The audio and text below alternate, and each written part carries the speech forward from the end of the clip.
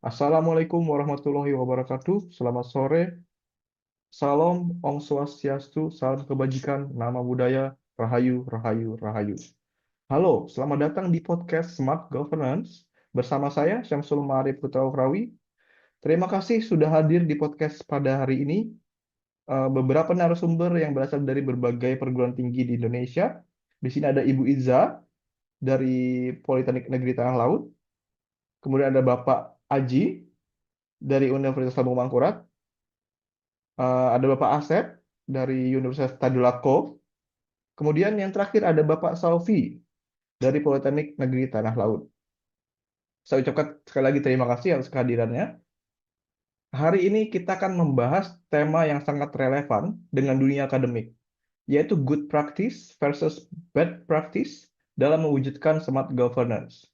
Kalau kita bicara smart governance, ini bukan hanya soal teknologi, tapi juga soal tata kelola yang efektif, transparan, adaptif, dan kolaboratif. Dalam konteks perguruan tinggi, smart governance sangat berkaitan dengan bagaimana dosen, mahasiswa, dan unit kerja bisa bekerja lebih profesional, lebih terintegrasi, dan lebih responsif terhadap kebutuhan layanan akademik. Nah, pada diskusi hari ini, kita akan membahas dua contoh bad practice dan dua contoh good practice di lingkungan akademik. Lalu kita akan melihat dari perspektif manajemen ASN dan smart ASN. Supaya diskusinya lebih hidup, saya langsung mulai ke contoh yang pertama. Kita masuk dulu ke bad practice. Di sini ada Ibu Iza ya, Ibu. Iya, Bapak. Bolehkah Ibu share kira-kira ada bad practice apa di lingkungan kerja Ibu? Oke, baik. Jadi, kebetulan ini kan saya di TRKJJ atau Teknologi Rekayasa Konstruksi Jalan dan Jembatan Politeknik Negeri Talaut itu sebagai koordinator KKN. Nah, waktu itu saya ini, Pak, apa namanya, dari sesama dosen pembimbing KKN itu ada mengeluhkan terkait eh, apa namanya kayak terkait panduan KKN itu sendiri. Jadi katanya ada yang belum jelas terkait alur, kemudian terkait template-nya juga seperti itu. Sehingga menyebabkan antar dosen yang satu sama dosen pembimbing yang lain itu beda pendapat atau beda persepsi seperti itu, Bapak. Jadi saya mendapat keluhan seperti itu dari para dosen pembimbing. Oke lah Ibu. Terima kasih Bu ya. Nah, menurut Ibu tuh, kira-kira penyebab apa sih penyebab utamanya tuh? Kenapa masalah tersebut masih terjadi sampai saat ini gitu? Jadi setelah saya lihat panduannya, memang ada beberapa yang belum jelas, Pak. Seperti kayak alur alur KKI-nya itu seperti apa itu belum ada. Kemudian apa namanya template-nya itu kayak seakan-akan itu template skripsi seperti itu, Pak. Tugas akhir gitu. Jadi belum mengarah ke program-program KKN seperti itu. Kemudian setelah saya tanya ke koordinator KKN yang sebelumnya, itu ternyata belum ada evaluasi dari sebelumnya. Jadi panduan yang pertama itu dibuat, ya udah itu aja seterusnya sampai sekarang dipakai. Jadi belum ada yang terbaru ibaratnya seperti itu, Pak. Berarti dari sistemnya ya, sistemnya kurang bekerja dengan efektif ya, masih banyak yang perlu diperbaiki ya. Nah, kalau menurut Iya, Ibu Ija sendiri nih, kira-kira Ibu ada alternatif nggak? Atau bagaimana caranya agar hal ini tidak terulang lagi gitu? Dan layanan KKN ini lebih bagus gitu, nah, lebih lebih berkualitas. Kira-kira Ibu ada alternatif nggak? Atau solusi? jadi kalau menurut saya itu harus ada evaluasi secara berkala, Bapak. Yang pertama terkait evaluasi KKI-nya itu sendiri. Kemudian harus memperbaiki panduannya. Mungkin bisa ditambahkan dari segi alur KKN-nya itu seperti apa, kemudian template-nya atau format laporan KKN-nya itu harus jelas gitu. Yang dimana itu bisa membuat kejelasan terhadap dosennya itu sendiri dan mahasiswanya, biar nggak ada beda persepsi seperti itu, Bapak. Oke, terima kasih Ibu Iza ya atas solusinya yang Ibu paparkan tadi ya. Semoga Ibu Iza bisa mengajukan solusi tersebut ke jurusan ya atau ke prodinya. Semoga semuanya bisa segera diatasi gitu.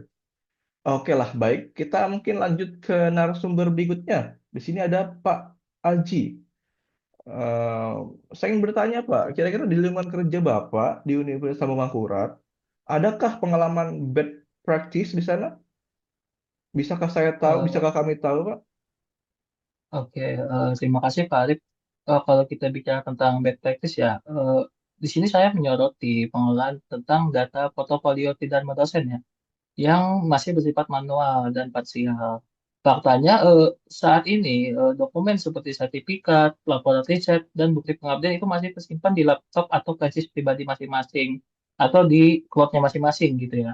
Jadi ini adalah masalah serius yang sering membuat kita terjebak dalam kondisi darurat data gitu. Bahkan setiap kali mau kegiatan seperti AMI atau audit mutu internal atau bahkan akreditasi, ini sangat-sangat mengganggu gitu. Jadi pengelolaan data tadi sangat-sangat mengganggu, yang dimana ini merupakan bad practice tadi gitu sih Mas. Nah, Nah, selanjutnya, menurut Bapak nih ya, kira-kira apa sih sebenarnya penyebab utama kegagalan sistem ini? Oke, kalau kita bicara penyebab ya, kalau kita bedah ya, penyebab kompleks dari sisi SDM yang pastinya ya, beban kerja tidak Dharma dosen itu sangat-sangat padat yang pasti ya. Kita tahu ya gimana beban kerja dosen ya kan. Sehingga urusan pengarsipan itu sering menjadi nomor sekian gitu. Ditambah lagi ada variasi tingkat literasi digital di antara kita. Ada yang sudah canggih ya kan, ada juga yang masih tertinggal gitu. Atau nyaman dengan pola konvensional. Secara sistem kita memang belum punya platform repository tunggal di tingkat jurusan. Akibatnya metode pengumpulan data yang metode pengumpulan datanya jadi reaktif. Yang di mana data baru dicari saat diminta saja gitu, bukan tersedia secara proaktif. Sehingga dokumen itu tersebar di berbagai folder plot masing-masing tadi. Jadi tidak teratur hingga sulit diintegrasikan gitu, Mas. Hmm, Mantap, Bapak. Jadi, menurut Bapak nih, kira-kira gimana solusinya ya? Ada alternatif nggak, Pak, untuk pemecahan masalah tersebut? Eh, Kalau kita bicara solusi ya, solusi terbaik itu adalah membangun website database Tridharma ya, khusus tingkat jurusan yang pastinya ya, karena kita bicara jurusan tadi ya, jurusan ilmu komunikasi tempat saya. Website ini bukan sekedar gudang data, tapi repository yang sudah diklasifikasikan berdasarkan 9 kriteria akreditasi prodi atau jurusan. Alternatif ini memungkinkan setiap dosen itu melakukan real-time upload dokumen mereka sendiri. Jadi kapanpun jurusan butuh data untuk akreditasi atau BKD atau AMI tadi, itu datanya sudah siap saji gitu, tersimpan aman di server tersebut. Bukan lagi di laptop pribadi masing-masing dosen atau flash disk atau cloud-nya masing-masing gitu sih, Mas. Hmm, Oke, saya setuju dengan Bapak ya. Itu solusi yang Mm. menarik menurut saya ya. Kira-kira Bapak ada nggak rencana buat mengajukan solusi Bapak tadi ke jurusan gitu, biar segera ditindaklanjuti? Eh, Kalau dari saya pribadi, dalam waktu dekat saya bakal mengajukan itu, Mas. Karena ini benar-benar masalah yang sangat-sangat memprihatinkan ya. Karena terus berulang gitu kan permasalahan ini. Tiap tahun pasti masalahnya itu. Tiap tahun pasti masalahnya itu. Makanya dalam waktu dekat dan kebetulan dalam proses aktualisasi saya nanti, ya kan saya akan mengangkat ini sebagai program aktualisasi saya. Gitu sih, Mas. Hmm. Ini terakhir nih, Mas ya. Pertanyaan terakhir nih, Mm-mm, Pak. mm-mm. Bagaimana Bapak melihat solusi ini, solusi Bapak tadi, dalam kacamata manajemen ASN, Pak, dan smart ASN? Oke. Dalam perspektif manajemen ASN ya, ini adalah wujud profesionalisme yang dimana ASN dosen itu harus memiliki rekam jejak kinerja yang terukur dan akuntabel. Ini juga mendukung sistem meritnya, di mana pengembangan karir kita itu berdasarkan pada bukti kinerja nyata yang tersimpan baik di database. Sedangkan dari sisi Smart ASN, ini adalah implementasi nyata dari pilar literasi digital. Kita tidak hanya sekedar bisa memakai internet, tapi mampu menciptakan solusi digital untuk memperbaiki birokrasi kampus agar lebih transparan dan lebih efisien.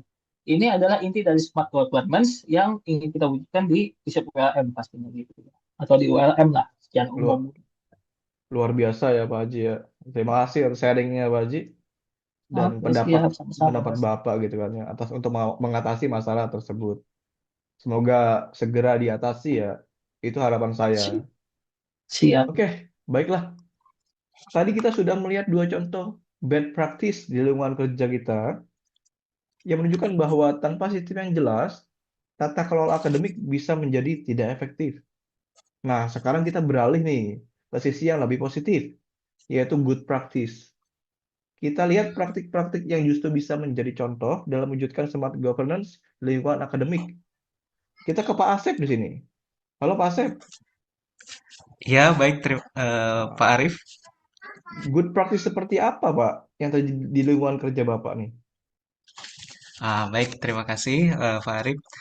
Jadi saya sebagai salah satu dosen di Prodi Pendidikan Pancasila dan Kewarganegaraan, dalam penerapan ini berkaitan dengan penerapan model team teaching dalam proses pembelajaran, gitu ya. Jadi, eh, kenapa kami melihat team teaching ini sebagai satu good practice?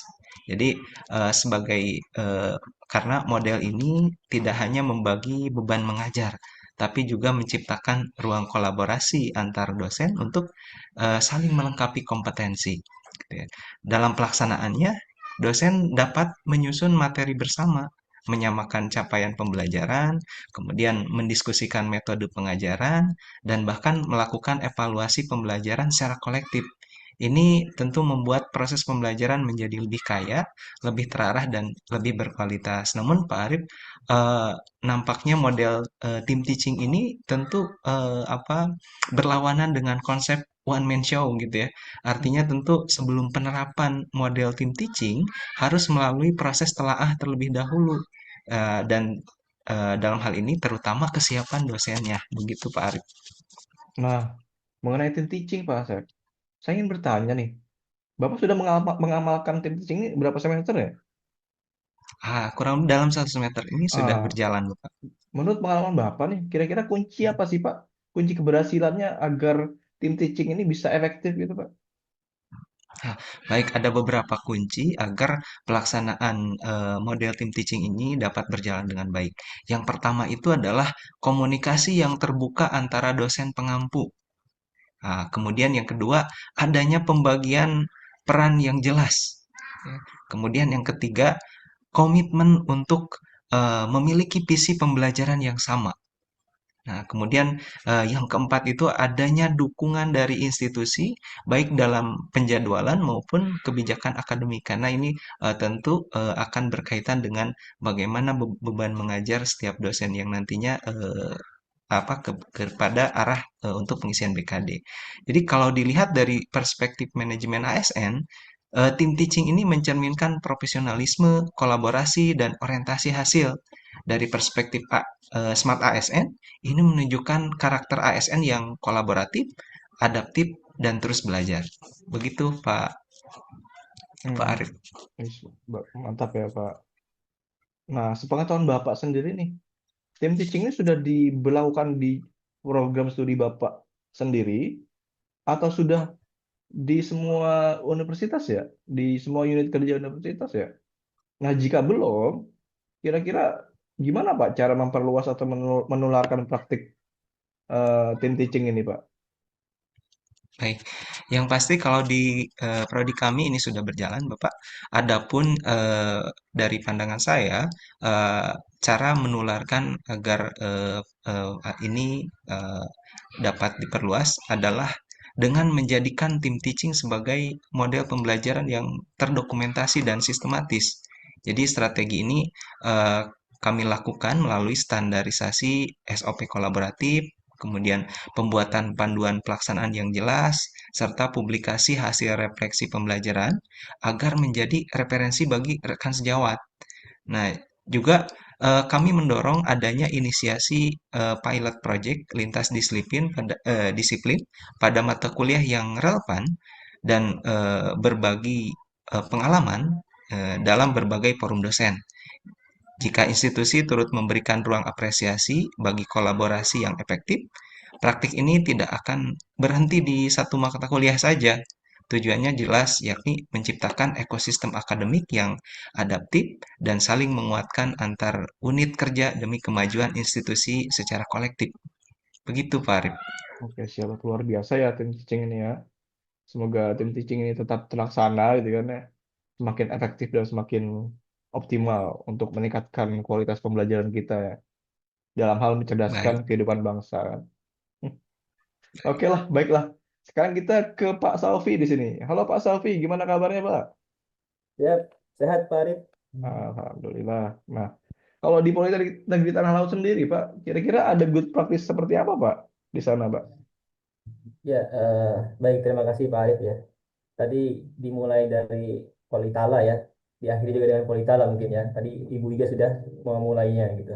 Nah, cuman tadi kalau Ibu Ija itu memulai dari sudut pandang program studi TRKJJ ya, mungkin saya akan mencoba melihat dari sisi yang lebih luas lagi, yaitu institusi Politala itu sendiri gitu. Kalau dalam konteks good practice-nya, jadi yang saya tangkap dari penerapan di sini adalah bagaimana adanya penguatan terhadap satu kebijakan dalam mengatasi adanya potensi pelanggaran norma ataupun kode etik.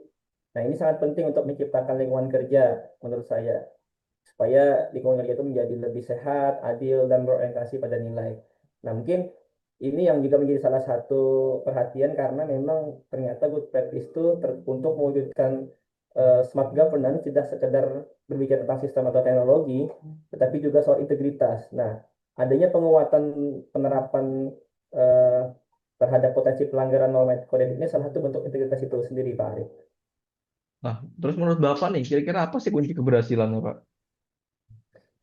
Ya, satu kunci yang saya coba lihat ya, dan ini menjadi salah satu pengalaman tersendiri juga bagi saya juga pernah kemudian merasakan langsung diajak oleh ketua jurusan, itu jurusan komputer bisnis lah, untuk memeriksa atau berkeliling kampus ya, di lingkup jurusan loh, bagaimana situasi di kampus, bagaimana perilaku mahasiswa atau pegawai dan sebagainya.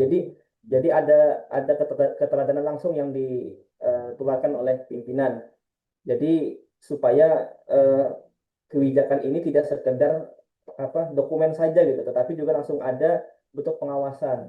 Nah, di satu sisi juga kebijakan ini juga sudah dikeluarkan secara resmi melalui peraturan direktur ya, yang kemarin juga sudah disosialisasikan langsung oleh direktur itu sendiri gitu. Jadi sudah runtut gitu, ada sosialisasinya, peraturannya ada, sosialisasi kemudian diteladani langsung oleh pimpinan gitu. Dalam satu lagi ya, jadi kalau saya melihat dalam konteks manajemen ASN ini sangat terkait dalam hal integritas, etika, dan akuntabilitas. Nah, sementara dalam sudut pandang smart ASN itu sendiri, justru ini memperkuat karakter ASN karena adanya nilai etika, profesional, berorientasi pada pelayanan publik itu sendiri. Demikian, Arif. Terima kasih, Bapak. Nah, m- saya jadi penasaran, Pak. Untuk kebijakan tersebut, apakah ada evaluasinya, Pak? Evaluasinya itu bulanan, tahunan, atau gimana sih? Indikatornya apa gitu, Pak? Apakah sudah dilaksanakan di setiap unit atau belum, Bapak? Nah, jika belum, bagaimana kira-kira ya caranya memperluas praktik baik ini ke unit-unit lain, Pak? Ya, tentu ya. Kalau kalau secara global saya belum mengetahui secara persis. Kalau di jurusan unit kerja saya memang kita sudah dipandu dan dibimbing langsung oleh ketua jurusan. Nah, cuman satu sisi kalau memang ini salah satu bentuk good practice yang perlu ditularkan, mungkin ada beberapa tips bagaimana kemudian supaya good practice ini menular ke semua unit kerja ataupun secara umum di lingkungan Politala itu sendiri. Yang pertama, perlu adanya sosialisasi lintas unit ya. Jadi ada semacam sharing antara setiap unit bagaimana supaya penerapan dalam hal kode etik dan norma ini bisa berlangsung secara bersama-sama. Kemudian adanya forum diskusi berkala. Nah, ini penting juga bisa dilakukan terutama oleh setiap eh, pimpinan-pimpinan unit ya. Mungkin ketika dalam rapat-rapat manajemen atau rapat-rapat rutin itu bisa saling dimasukin lagi hal-hal yang terkait penguatan kode etik ini supaya menguatlah di setiap unit kerja. Terus terkait pelaporan, mekanisme pelaporan yang aman jelas. Jadi dalam hal hasil kalau kami kan kemarin itu pada saat meninjau memang ada draft-draft yang kemudian dibawa. Jadi ada catatan-catatan yang kemudian dituliskan selama peninjauan itu. Jadi ada laporan yang jelas, dan ini juga penting untuk dimiliki kan. Supaya memang penguatan kode etik ini tidak hanya menjadi kewajiban administratif, tetapi menjadi bagian budaya kerja lah di lingkungan kampus secara umumnya gitu. Baik, terima kasih Pak Sofi ya. Yap. Sudah berbagi pada kami semua gitu kan. Luar biasa, kita semua sangat luar biasa Saya apresiasi pendapat dari Bapak dan Ibu semua. Dari diskusi pada hari ini, kita bisa melihat bahwa smart governance di lingkungan akademik tidak hanya dibangun melalui teknologi, tetapi juga melalui sistem yang jelas, budaya kolaborasi, integritas, dan profesionalisme ASN itu sendiri. Dari sisi bad practice, kita bisa belajar bahwa panduan KKN yang tidak sistematis dapat menimbulkan ketidaksamaan persepsi, jadi bisa salah paham. Dan dalam portofolio Tridharma dosen yang terpencar dapat menghambat AMI serta akreditasi tersebut. Sementara dari sisi good practice, kita bisa melihat bahwa tim teaching dapat menjadi ruang kolaborasi strategis antar dosen dalam hal meningkatkan efektivitas pembelajaran di kelas, ya. Sehingga mahasiswa lebih mudah dalam memahami pembelajaran.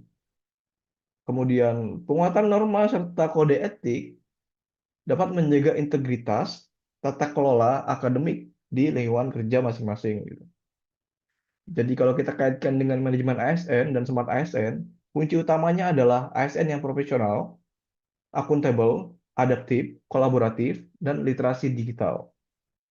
Oke, terima kasih ya kepada Bapak Aji, Ibu Iza, Bapak Asep, dan Bapak Sofi atas pandangan yang sangat menginspirasi, insightful. Semoga diskusi ini memberi inspirasi bagi kita semua untuk terus mendorong tata kelola akademik yang lebih cerdas, lebih tertib, dan lebih berdampak. Sampai jumpa di podcast selanjutnya. Jika ada salah, saya mohon maaf. Mungkin demikian yang dapat saya sampaikan. Saya akhiri, wabillahi taufiq wal hidayah. Wassalamualaikum warahmatullahi wabarakatuh.